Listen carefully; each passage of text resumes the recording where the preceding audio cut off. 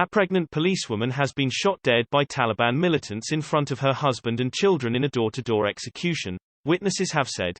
Banu Nega was killed at her home in Firozkoh, the capital of Central Ghor province, amid increasing violence in Afghanistan under the new regime. The mother, who worked in the local prison, was 8 months pregnant at the time of the execution on Saturday. The terror group told the BBC they had no involvement in her death and are investigating it. Spokesman Zabiullah Mujahid said, "We are aware of the incident and I am confirming that the Taliban have not killed her. Our investigation is ongoing."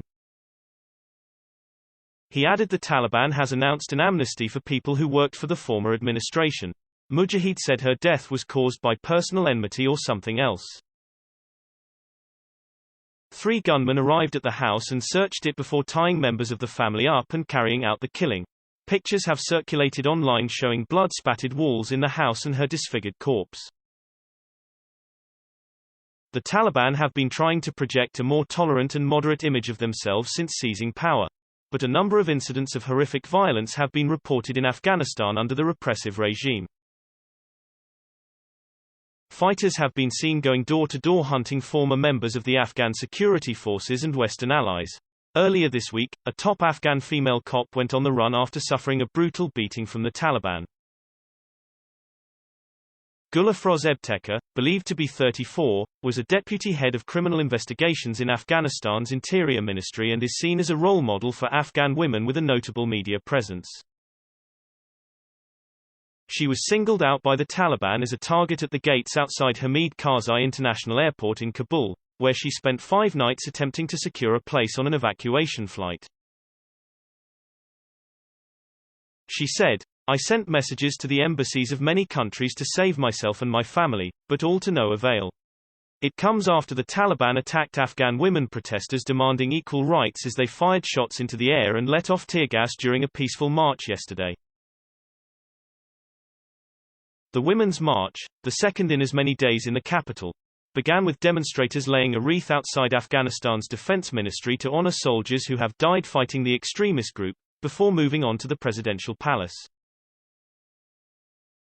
But the peaceful protest descended into chaos and turned violent as Taliban special forces armed with assault rifles waded into the crowd, firing shots into the air and sending demonstrators fleeing.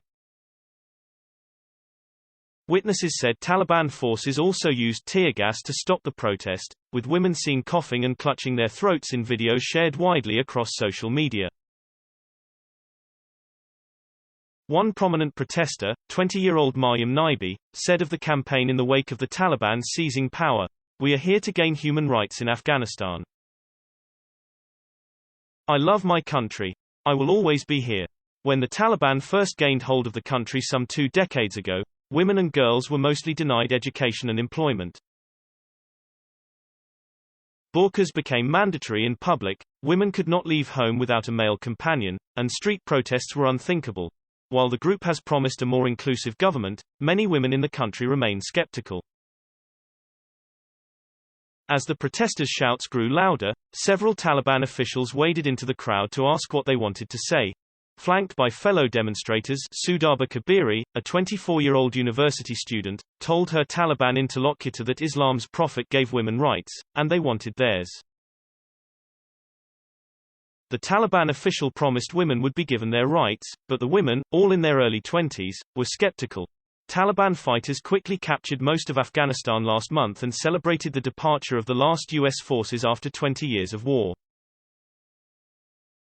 The insurgent group must now govern a war-ravaged country that is heavily reliant on international aid.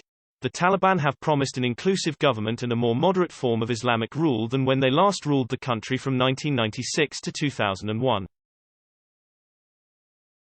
But many Afghans, especially women, are deeply skeptical and fear a rollback of rights gained over the last 2 decades. For much of the past 2 weeks, Taliban officials have been holding meetings among themselves, amid reports of differences between them. It was not immediately clear what he had to say to the Taliban leadership, but the Pakistani intelligence service has a strong influence on the Taliban. The Taliban leadership had its headquarters in Pakistan and were often said to be in direct contact with the powerful Inter-Services Intelligence Agency. Although Pakistan routinely denies providing the Taliban with military aid, the accusation was often made by the Afghan government and Washington.